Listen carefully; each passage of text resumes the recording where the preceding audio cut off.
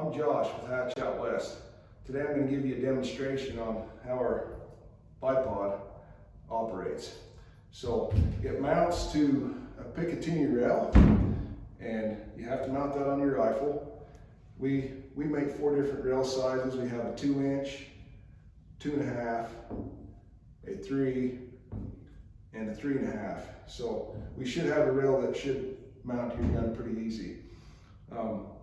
So the good thing about it is you can put rails on all your guns, one bipod. You can take it on and off your gun pretty easy to switch them out. Good thing, like when you're up hunting, put this bipod in your backpack. When you need it, you can pull it out and get that mounted in seconds, and you're ready to go. So the legs will stow forward and they'll stow backwards. So if you're hunting in some tight, thick brush or something, and you can run these legs backwards, you don't have to worry about the brush getting caught between your barrel and your leg. And running them backwards too, if you happen to make a running shot or something, you just have to throw up your guns well balanced, and you don't have that counterweight out in front of you. The legs, how they come down is they're spring loaded, so you push on the back of them and they'll lock into these pockets. Or you can pull them out, but you have to pull them out of the pocket and they'll drop down into the next machine pocket. So it's pretty easy to do once you figure it out. They have a 64 degrees of cant, so getting your gun leveled up on uneven terrain is pretty easy to do with this bipod.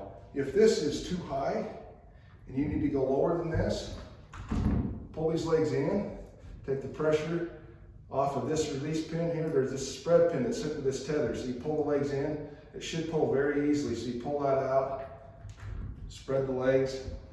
You still have some cant. If you need to get lower than that, run those legs up in that 45-degree forward position, and that'll get you 6.5 inches off the ground. That 45-degree forward, that's a good angle. If you're shooting on a downhill angle, that's a good angle to get into. So how these legs work is if you grab them right here at this release knob, you pull the knob out, anywhere you stop, that leg will lock automatically.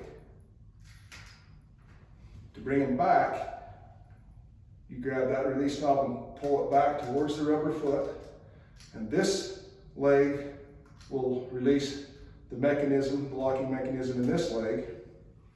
This one will release this one to bring them all the way back in. So if you need to stop, say you want to stop at this height right here, you have to reach up and pull this leg forward a little bit, this next leg forward a little bit, and then they'll lock.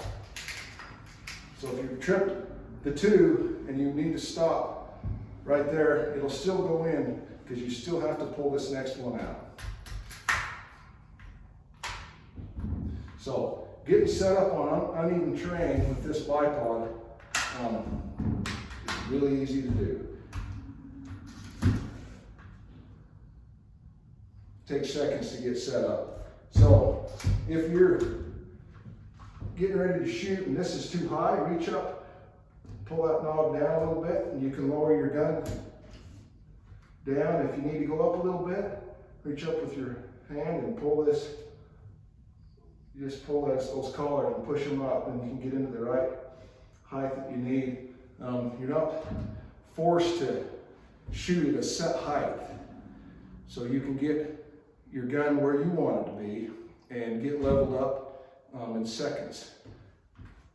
So another thing you can do with this bipod is you can shoot it as a monopod. So if you're shooting at something on the run, you can throw one leg down and you can shoot pretty easy. It's a good solid platform. Another thing that you can do with this is if you have to take a standing shot, pull the leg out of its pocket, bring it back to you, put it into your hip, and it's amazing how much that steadies your gun. Another thing you can do, if you're in some tall brush and you can't get high enough with the bipod, you can pull the bipod off and turn it into a shooting stick and shoot off the top of that. And that's pretty solid. Another thing I like to do, if I don't want to get my tripod out, the glass off of, I'll just pull my bipod out, pull it out, put your glass on top of it, and it's a really good tool to use to glass off of. So hopefully this helped, this video, and appreciate it. Thanks.